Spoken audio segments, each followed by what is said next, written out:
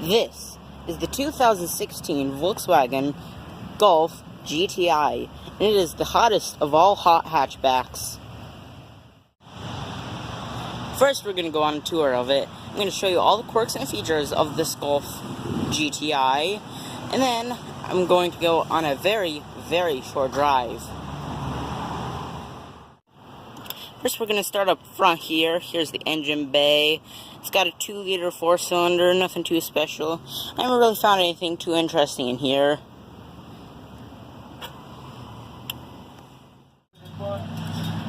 You'll also notice that, fortunately, they are painted red, but they are not Brembos. They just say GTI on them.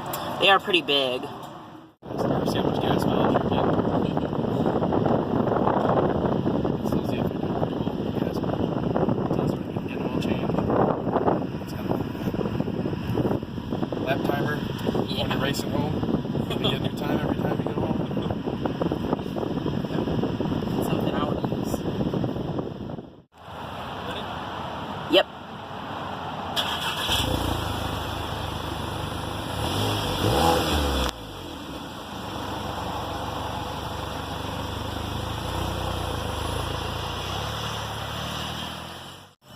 And this is what it sounds like. Do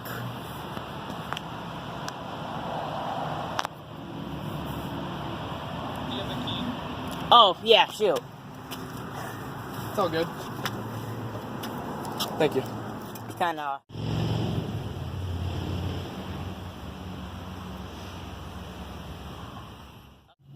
And I'll have the seat in a regular person driving position, and, yeah. I hope you like your back and need. I've moved up the front seat far enough up that the world's shortest person might not even fit in there. And that's all the legroom you get. This isn't even in a normal driving position.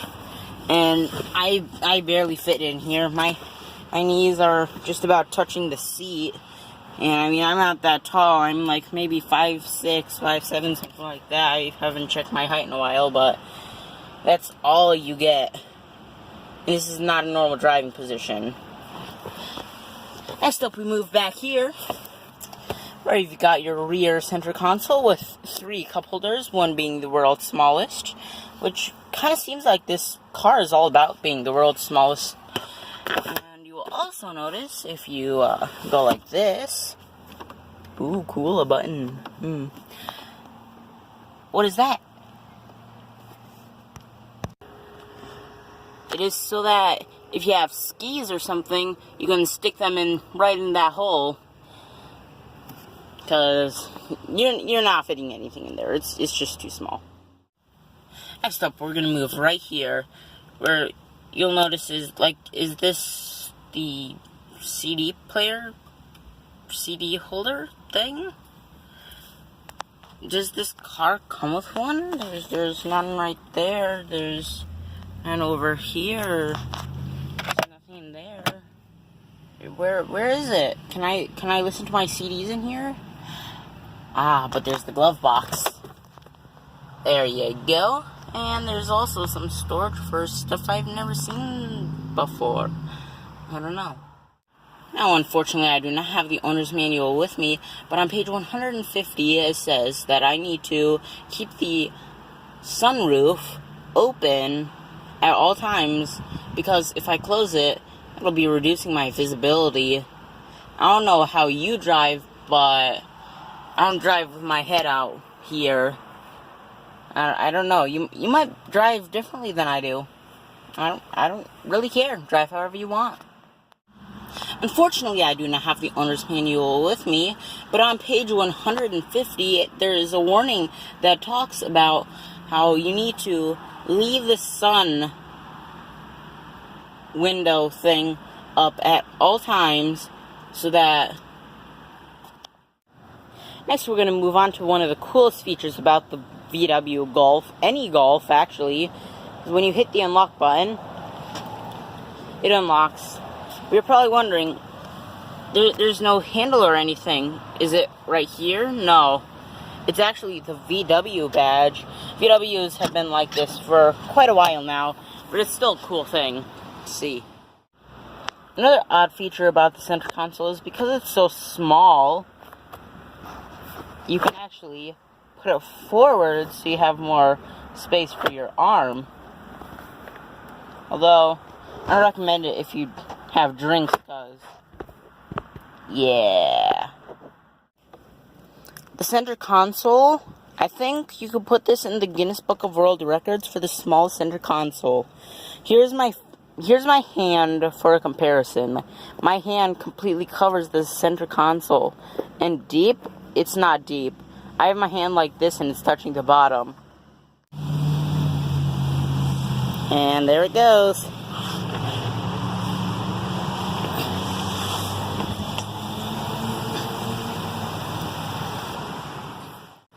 You will also notice that, like many other cars, this vehicle has a sunroof. As you can see here, it is up.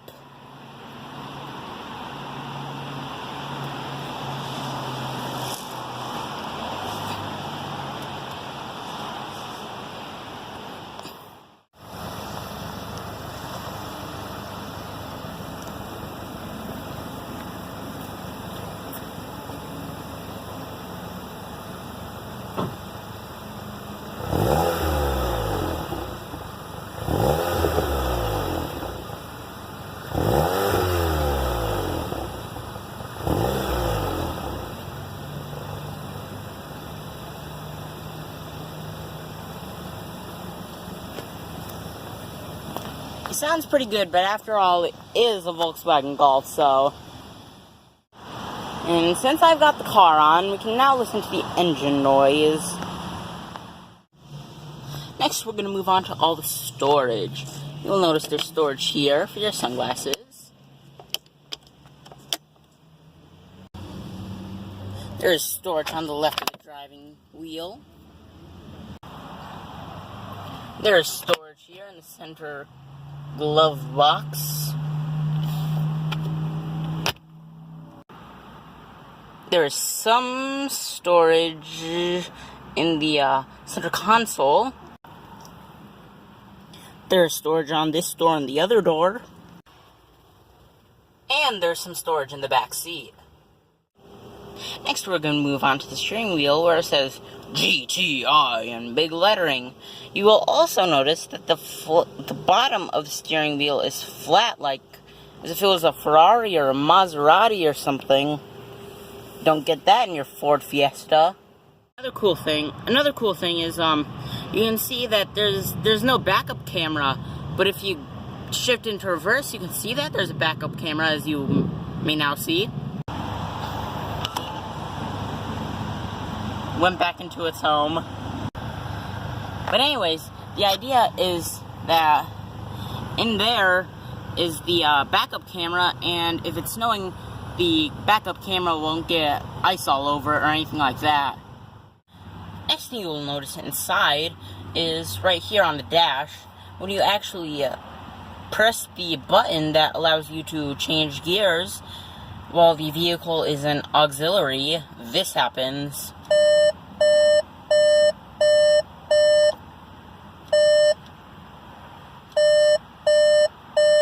It is incredibly annoying, and it's very good for cutting off sentences. Another interesting feature that you only usually see in luxury cars is the hazard light inside actually blinks.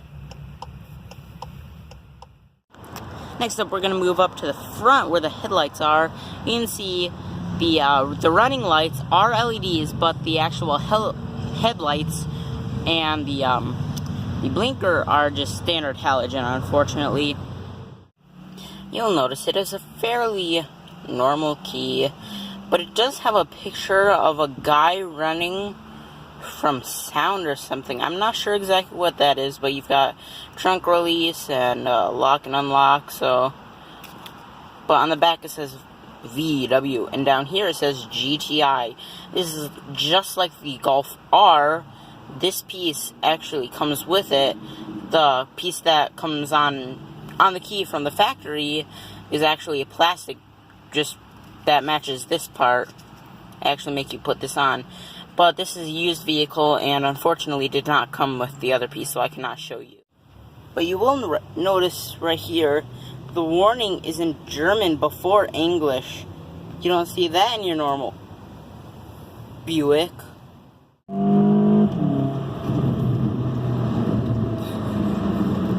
Brakes are pretty nice on it. Yeah, and I'm not even pressing down on them. They're very touchy. Yeah. Like, we can come to a full stop like really quick. It'll hurt.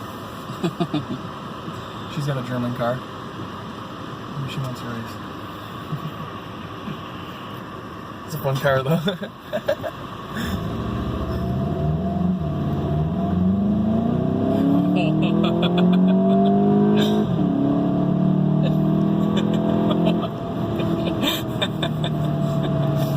Feels good.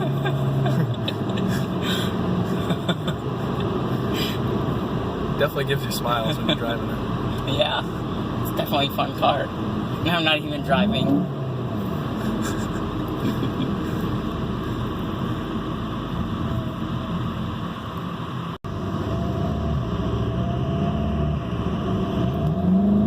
Yeah, so yeah, I definitely notice what you say about you know, a little quicker over 2,000 RPMs. Yeah, it kicks in. It takes a second to kick in.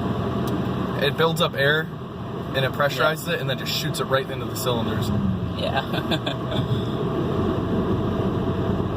Hey, we can do a shout out again.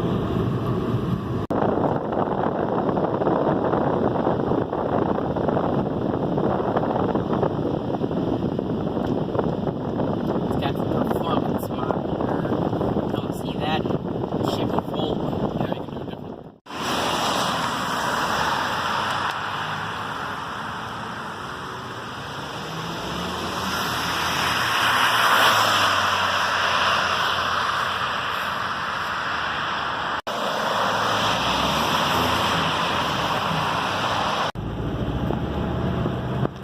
So I'm inside now, and the first thing you realize is it's pretty quick. It's got the 2-liter 4-cylinder, so it's not hugely fast or anything like that, but it is pretty quick. It's not a heavy car. This car has some pretty quick acceleration when it gets above 2,000 RPMs because it has a turbocharged engine, but it's kind of slow until with 2,000 RPMs. I'll show you. Okay. Oh my goodness. It's so fast. We're going 60 really quick. I've never gone that fast before. We screeched a little bit. Yeah. It's getting hot in here. I'll turn the AC. Yeah.